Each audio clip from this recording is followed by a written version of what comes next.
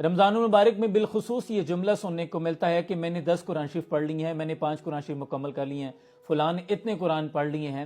قرآن سے آپ کی محبت پہ کوئی شک نہیں، لیکن حضور اکرم صلی اللہ علیہ وآلہ وسلم کا حکم ہے کہ قرآن کو ٹھہر ٹھہر کے خوش الحانی سے پڑھا کرو۔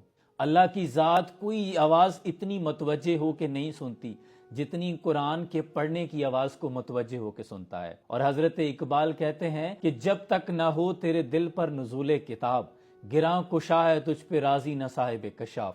یعنی اقبال یہ کہنا چاہتے ہیں کہ قرآن کو یوں پڑھو گویا تمہارے دلوں پر اس کا نزول ہو رہا ہو، پھر جب نزول ہوگا تو پھر تم پر قرآن کے راز آشکار ہوں گے۔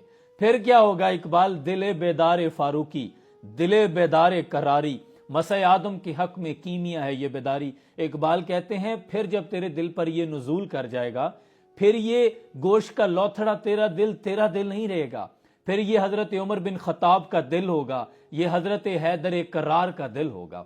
پھر تیرے دل کی طاقت یہ ہوگی کہ تو ایک رکے کی مدد سے دریائے نیل کو چلا سکتا ہے، ایک بازو کی طاقت سے درے خیبر کو اٹھا سکتا ہے۔ صحابی رسول حضرت اسید بن حضیر ایک روز بارگاہ رسالت میں حاضر ہوئے، کہتے ہیں یا رسول اللہ صلی اللہ علیہ وآلہ وسلم، کل ایک عجب منظر پیش آیا۔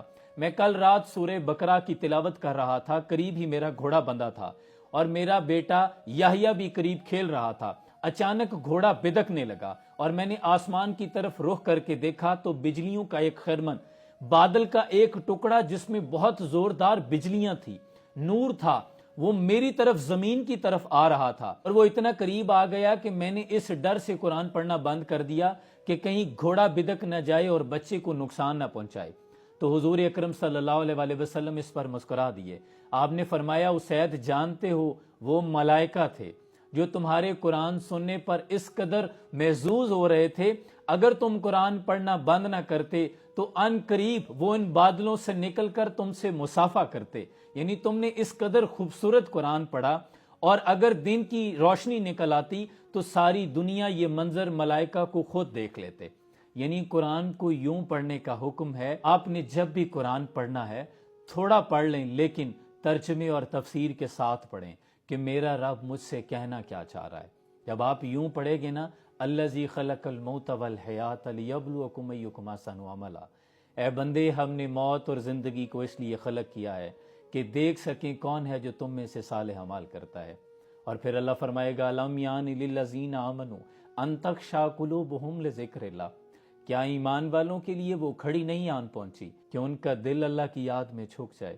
یہ قرآن کا ایک انداز ہے، یوں دلوں پہ اثر کرتا ہے۔ جب آپ ذکر بھی کرتے ہیں نا سبحان اللہ الحمدللہ الحمدللہ، یہ چاشنی نہیں پہنچ رہی روح کو۔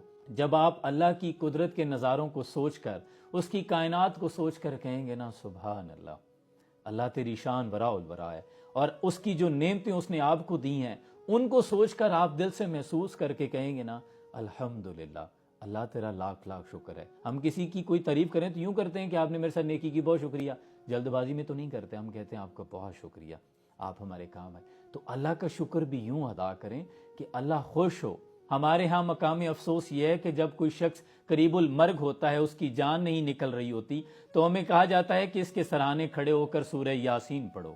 وہ قرآن جس کے ایک ایک لفظ نے زندگی بخشنی تھی، حیات جاودانی دینی تھی، وہ جو مکمل ضابطہ حیات لے کر آیا ہمارے لیے، ہم نے اس سے زندگی کی بجائے مرنا سیکھا۔ اور ہمارے فیصلے قرآن پہ ہاتھ رکھ کے ہوتے ہیں، جبکہ فیصلے قرآن کو کھول کر کیے جانے چاہیے۔ وہ معزز تھے زمانے میں مسلمان ہو کر، ہم خوار ہوئے ہیں تارک قرآن ہو کر۔ اللہ کریم سے دعا ہے کہ اللہ ہمیں قرآن سے سچی سچی محبت نصیب فرمائے اور اسے سمجھ کر پڑھ کر اس پر عمل پیرا ہونے کی توفیق عطا فرمائے۔